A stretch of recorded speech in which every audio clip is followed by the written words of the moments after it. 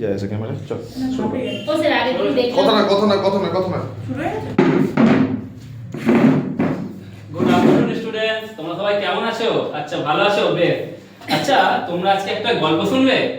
আচ্ছা ঠিক আছে, তাহলে শোনো। জানো তো একটা জঙ্গলে একটা সিংহ বাস করতো। তো সিংহটা ছিল সেই জঙ্গলের রাজা।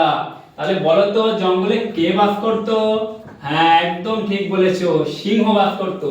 তো সিংহটা একদিন ভাবলো যে আমি তো এই জঙ্গলের রাজা, তাহলে আমার বসার জন্য তো একটা আসন দরকার। কি দরকার? পুরো একদম সব কিছু করে কর, শ্রেণী মেনি সব কিছু দিয়ে, সবকিছু লিখবো স্যার আমি? সব কিছু দিয়ে কর একেবারে। ঠিক আছে, হ্যাঁ কেন বলতো? না না না তুই কি বলতো শুরু, আমি শুধু বিষয়টা পড়ে দিচ্ছি। চল শুরু করে এবার। গুড আফটারনুন স্টুডেন্ট, সবাই কেমন আছো? আচ্ছা ভালো আছো? বেশ বেশ। আচ্ছা তোমরা এখন কোন ক্লাস কোন শ্রেণীতে পড়ো বলো তো?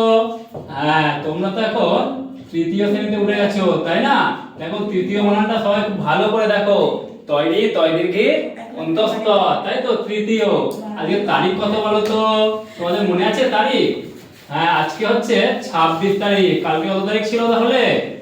হ্যাঁ ঠিক বলেছো, কালকে 25 তারিখ ছিল, 25শে ডিসেম্বর। আজকে আমরা এখন তোমাদের যে ভাষা পাঠ বই আছে না, সেই ভাষা পাঠ বই থেকে আমরা আজকে পড়বো। তোমরা সবাই বই নিয়ে এসছো তো?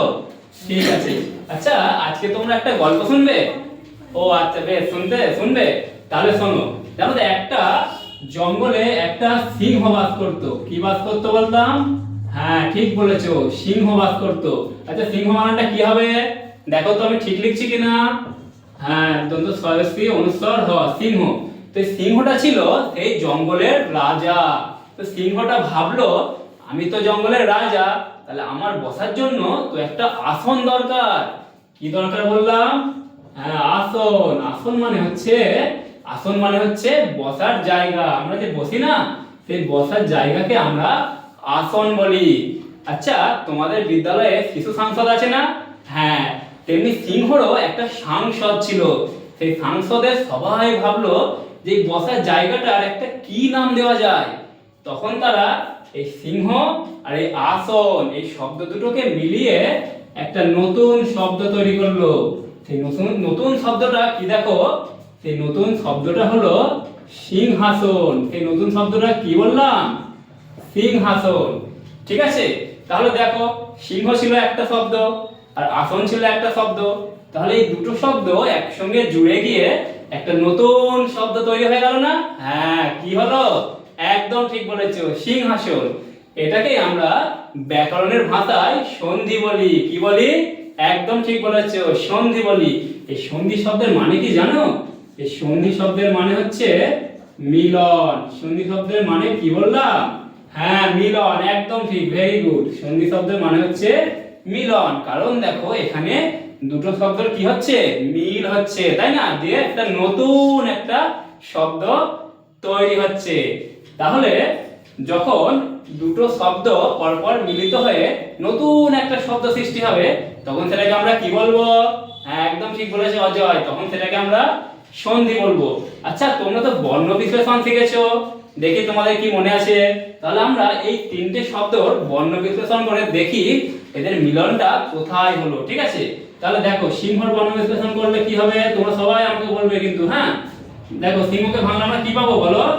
হ্যাঁ একদম ঠিক বলেছো, দন্ত স, তারপরে রস্বই, তারপর বলো তুমি বলো। হ্যাঁ ভেরি গুড, অনুস্বর। তারপর এটাকে বলবে? হ্যাঁ বাহ খুব ভালো বলেছো, হ যোগ প, তাই তো। এবার আমরা আসনটাকে ভেঙে দেখি কি কি পাই।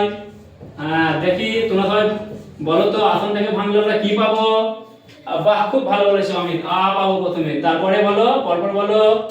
স, স, তাই তো। স কি পাচ্ছি লাস্টে আমরা? হ্যাঁ অ পাচ্ছি, তাই না? তারপরে ন, দন্ত ন কি পাচ্ছি? ন যোগ অ, তাই তো। এবার আমরা এই সিংহাসন শব্দটাকে ভেঙে দেখবো। ঠিক আছে, তোমরা সবাই ভালো করে দেখছো তো?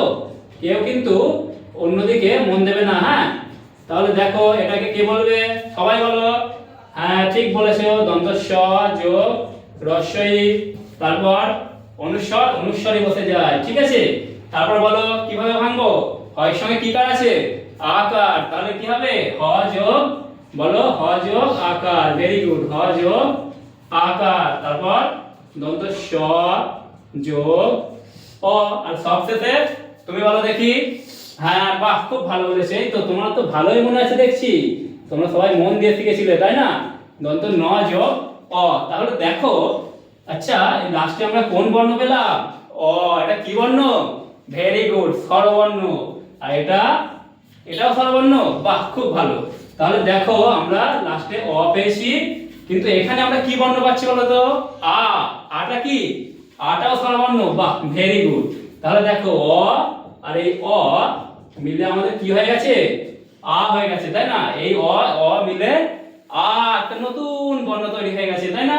তাহলে দেখো এখানে স্বরবর্ণের সঙ্গে স্বরবর্ণের মিল হচ্ছে। তাহলে যখন স্বরবর্ণের সঙ্গে স্বরবর্ণ মিল হয়ে একটা নতুন শব্দ সৃষ্টি হয়, তখন সেই সন্ধিটাকে আমরা কি বলি জানো? তখন সেই সন্ধিটাকে আমরা বলি স্বরসন্ধি। কি বলি? হ্যাঁ স্বরসন্ধি। তাহলে তোমরাই বলো, স্বরবর্ণের সঙ্গে যখন স্বরবর্ণ মিল হয়ে একটা নতুন শব্দ সৃষ্টি হবে, তখন সেটাকে আমরা কি সন্ধি